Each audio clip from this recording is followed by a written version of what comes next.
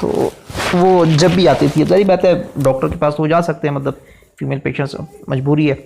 تو جب میں لاہور میں کلینک کرتا تھا تو میرے پاس ایک پیشنٹ آئی اور آگے کہتی ہے کہ ڈاکٹر صاحب یہ اس طرح مطلب بچے بیمار ہیں تو ان کو دوائی دے دیں. میں نے ان کو دوائی دی تو پیسے اس نے کہا کہ ڈاکٹر صاحب پیسے جو ہے نا وہ میرے پاس نہیں ہیں، تو بس آپ لکھ لیں اپنے پاس ادھار. تو پیسے مطلب جو ہے نا، میں نے کہا کیوں نہیں ہے وجہ؟ تو کہتے ہیں یہ جو مطلب میرا ہسبینڈ ہے یہ نشے کرتا ہے نا، تو بس پیسے نہیں ہیں، آپ اللہ کے لیے دوائی دے دیں اللہ عز و جل کے نام پر. تو میں نے اس کو دوائی دے دی. میں نے کہا چلیں ٹھیک ہے. تو پیسے میں نے وہ بقول اس کے کہ لکھ لیں اپنے پاس ادھار نا. تو میں نے کہاں لکھنے تھے، سلسلہ آپ کو پتہ ہے کہ کلینک کا تو اس طرح کا نہیں ہوتا. تو میں نے کیا لکھنا تھی، مطلب میں نے اس کو کہا چلو ٹھیک ہے آپ دوائی لے لو. تو اس کے بعد نا وہ اکثر آیا کرتی تھی اور اپنی یا اپنے بچوں کی دوائی وہ لے جاتی تھی. اور مجھے بھی پتہ چل گیا تھا بھائی یہ اس کے پیسے کوئی نہیں دینے. تو اس کا ہسبینڈ تو نشہ کرتا ہے، شرابی ہے بیچارہ میرے منہ سے نکل گیا، بیچارہ تو خیر نہیں ہے، لعنت یہ پورا جب تک وہ نشہ کرتا تھا، کیونکہ اللہ رسول جس پہ لعنت بھیج رہے ہیں ہم اس کو بیچارہ کیوں کہیں. تو بہرحال ایک دن اس طرح ہوا محترم اسلامی بھائیوں، وہ جو خاتون تھی وہ میرے پاس آئی، بہت خوش تھی. اس نے ماشاءاللہ اچھے اس کا لباس سے لگ رہا تھا، نقاب میں آتی تھی. اور ویسے بھی الحمدللہ جو میرے پاس پیشنٹس وغیرہ فیمیل آتی ہیں تو الحمدللہ نظریں جھکانے کی ایک الحمدللہ ایک عادت ہے کہ نظریں جھکا کر بات کرنا. تو بہرحال اس نے بھی خیر نقاب کیا ہوا تھا، تو مجھے اس کے مطلب کپڑوں سے مطلب جوتوں سے اندازہ لگ رہا تھا. بچوں کے جو کپڑے تھے نا وہ اچھے کپڑے اس نے ماشاءاللہ پہنے ہوئے تھے. تو مجھے کہتی ہے ڈاکٹر صاحب آپ حساب کتاب کریں، پچھلا سارا سال ڈیڑھ سال کا حساب کتاب کریں. تو میں نے کہا اللہ اکبر، یہ مطلب کیا آپ کے پاس کوئی لاٹری نکلی ہے، پیسے کہاں سے آئے اور کیا معاملہ ہے؟ تو بڑی خوشی سے نا کہتی ہے ڈاکٹر صاحب آپ کو کیا بتاؤں کہ میرے پاس میرے جو والد جو ہسبینڈ تھے وہ اس طرح مطلب کرتے تھے، مجھے بھی مارتے پیٹتے تھے، میں کپڑے سی کے گزارا کرتی تھی. تو میری سلائی مشین میں سے پیسے ہوتے تھے وہ بھی نکال کے نا تو وہ نشہ کرتا تھا میرا ہسبینڈ. تو ایک دفعہ اس طرح ہوا کہ اس نے ٹی وی لگایا نا، ٹی وی پہ وہ فلمیں ڈرامے دیکھنا اس کا کام تھا، بکواسات کرنا، گالیاں بکنا. تو وہ ٹی وی دیکھ رہا تھا، کیبل وغیرہ اس نے لگائی ہوئی تھی. تو بیڈ پہ بیٹھا ہوا تو میرا اس کے پاس جانا نا، بچے بھی ڈرتے تھے، میں بھی ڈرتی تھی اس کے پاس جاتے ہوئے. وہ جب کمرے میں ہوتا تھا تو اکیلا ہی زیادہ پڑا رہتا تھا، چونکہ جب میں جاتی یا بچے جاتے تو وہ مطلب نا گالیاں بکتا تھا، مارتا پیٹتا تھا. تو کہتی ہے مطلب اس طرح نا میں نے دیکھا کہ وہ بیڈ پہ بیٹھا ہوا ہے تو چینل چینج کر رہا ہے اونچی آواز کے ساتھ ٹی وی. تو فلم ڈرامہ کچھ دیکھ رہا ہوگا. تو وہاں پہ اگر وقفہ آیا نا تو اس نے چینل چینج کرتے کرتے مدنی چینل لگا لیا کہ چلو وقفہ ہے تو چینج دوسرے چینلز پہ دیکھیں. تو مدنی چینل پہ وہ خاتون اس طرح کہتی ہے کہ ایک بزرگ ہیں، بابا جی ہیں، تو وہ روئے جا رہے ہیں. تو اس کے ذہن میں تجسس آیا، یار یہ بابا جی کو کیا ہوا ہے؟ یہ بابا جی تو اچھے خاصے ہیں، شکل سے سمجھدار لگتے ہیں اور سر پہ ان کے امامہ شریف ہے اور یہ دیکھنے سے تو نیک نظر آتے ہیں، یہ رو کیوں رہے ہیں؟ تو جب اس نے بغور دیکھا تو دیکھا کہ وہ دعا کے اندر مشغول تھے اور اللہ تبارک و تعالیٰ کے حضور رو کے گڑ گڑا کر اور آنسوؤں کے ساتھ دعا کر رہے تھے کہ یا اللہ معاف فرما. اس طرح مطلب وہ دعائیں کر رہے تھے نا. تو کہتی ہے کہ میرا ہسبینڈ بھی نا وہ اس کو دیکھنے لگا بابا جی کو، اور دیکھنے لگا دیکھتے دیکھتے یہ بھی رو پڑا. تو روتے نا تو اس کی مجھے آواز آئی، تو مجھے ہلکی ہلکی آواز آ رہی تھی بابا جی کی بھی، ٹی وی کی بھی. تو جب اس کی رونے کی آواز آئی تو میں اندر مطلب آئی، جھانکا میں نے تو یہ بلک کے رو رہا ہے. اللہ اکبر. کہتے نا نگاہ ولی میں متاثر دیکھی، بدلتی ہزاروں کی تقدیر دیکھی. الحمدللہ یہ میری آنکھوں دیکھا واقعہ، ایسے سمجھ لیں جیسے وہ خاتون میری پیشنٹ تھی اور اس نے مجھے مطلب اپنی زبان سے بتایا.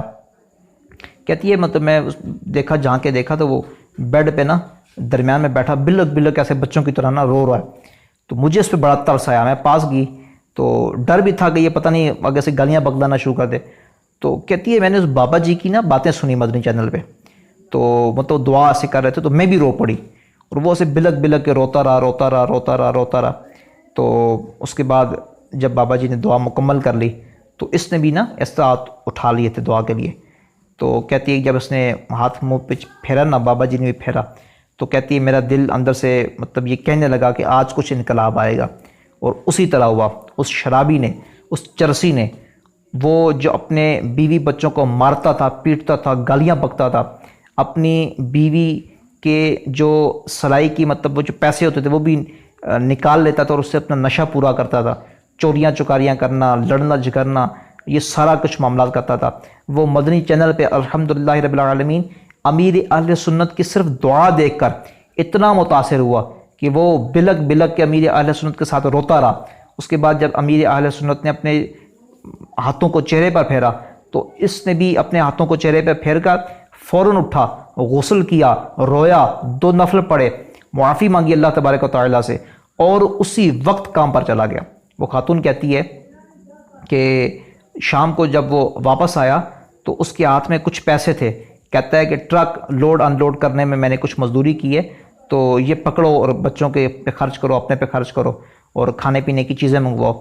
تو الحمدللہ رب العالمین اب وہ روز مزدوری کرتا ہے اور 5 وقت کی نماز پڑھتا ہے الحمدللہ رب العالمین۔ اور آج مجھے اس نے یہ کہا ہے کہ یہ کچھ پیسے ایکسٹرا بچ گئے ہیں تو ڈاکٹر صاحب کے پاس جاؤ اور ان سے حساب کتاب پوچھو۔ تم کہا کرتی تھی اکثر کہ میں ڈاکٹر صاحب کو کہتی ہوں کہ لکھ لیا کریں اپنے پاس، تو آج ہمارے پاس پیسے ہو گئے ہیں اتنے کہ ہم ڈاکٹر صاحب کا ادھار جو ہے وہ چکا سکیں۔ تو مجھے اس نے کہا کہ بھئی آپ یہ ادھار بتائیں۔ میں نے کہا میں تو لکھے ہی نہیں تھے، اور میں نے تو یوں سمجھیں کہ مطلب اللہ تبارک و تعالیٰ کی رضا کے لیے ویسے ہی میں دوائی دے رہا تھا، تو لکھے میں نے کوئی نہیں ہے۔ تو اس نے پھر نا مجھے کچھ اماؤنٹ دی، اس نے کہا کہ حضور یہ قبول فرما لیں، ہو سکتا ہے کہ آپ کے اتنے پیسے بنتے ہوں گے نا۔ تو میں نے کہا نہیں مجھے تو نہیں پتہ، یہ آپ صدقہ کر دو۔ تو برحال یہ واقعہ میں نے عرض کر دیا۔ تو یہ بھی واقعہ، اور یہ تینوں واقعے میں نے یہ جو سمجھے کہ میری آنکھوں کے سامنے ہوئے نا، تو یہ جو شرابی تھے، شرابیوں کا انجام، یہ اب دیکھیں نا امیر اہل سنت دامت برکاتہ العالیہ کا اس کو دیدار نہ ہوتا، وہ تو فلم بیٹھ کے دیکھ رہا تھا، وہ تو ڈرامے اور گانے بجے سن رہا تھا۔ یہ تو اس نے جب چینل چینج کیا، وقفہ آیا یا کچھ معاملہ ہوا، وہ چینل چینج کرتے کرتے کرتے اس نے امیر اہل سنت کو دیکھا کہ وہ رو رہے ہیں، اور اس کے دل میں آیا اور یہ اس کی توبہ کا سبب ایک بن گیا۔ تو بہرحال شراب اچھی چیز نہیں ہے، اور کیا پتہ توبہ کی توفیق ملتی یا نہیں ملتی، موت کا کوئی پتہ نہیں، ہر آن کوئی پتہ نہیں، یہ میں بیان جو کر رہا ہوں یہ مکمل کر پاؤں گا یا نہیں کر پاؤں گا۔ تو حضور شراب سے ہمیشہ ہمیشہ کے لیے نفرت ہی رکھیے گا، اور ناتخواں کے لیے تو یہ جو سمجھیں کہ اس کو نا ڈبل نفرت کرنی چاہیے عام لوگوں سے۔ عام لوگ بھی بہت زیادہ نفرت کریں شراب سے۔ اگر خدا نخواستہ سگریٹ نوشی، تمباکو نوشی اور شراب کوئی پیتا ہے، آپ کا دوست ہے، تو دور ہو جائیں اس سے، جتنی بھی قریبی دوستی ہو نا دور ہو جائیں۔ اگر وہ پوچھے تو آپ کہیں اس کو کھل کے بتائیں کہ بھائی تم سگریٹ پیتے ہو، شراب پیتے ہو، تم چرس پیتے ہو، تو تم سے دوستی ختم ہے۔ اور یقین کریں بہت سارے واقعات ہیں، میں ابھی آپ کو عرض کروں گا تو یہ مزید لیکچر لمبا ہوتا جائے گا۔ تو بہرحال اللہ تبارک و تعالی ہمیں ہر طرح کی برائیوں سے محفوظ فرمائے۔ وعلیکم السلام ورحمۃ اللہ۔ اللہ تبارک و تعالی ہم پر احسان فرمائے، جو کچھ سنایا اس پر عمل کرنے کی توفیق عطا فرمائے۔ صلو علی الحبیب صلی اللہ تعالی علی محمد صلی اللہ تعالی علیہ وآلہ وسلم۔ گھر بیٹھے بہترین نعت خوان بننے کا موقع، آن لائن نعت کورسز جن میں 50,000 لکھی ہوئی نعتیں، 5,000 نعتیں، 100 سے زائد درود و سلام، 9 مختلف زبانوں پر مشتمل نعتیں، 300 سے زیادہ لیکچرز اور اسباق اور بہت کچھ شامل ہے۔ مزید معلومات کے لیے دیے گئے نمبر پر رابطہ فرمائیں۔ یا نور الہدی السلام علیک یا نور الہدی السلام علیک۔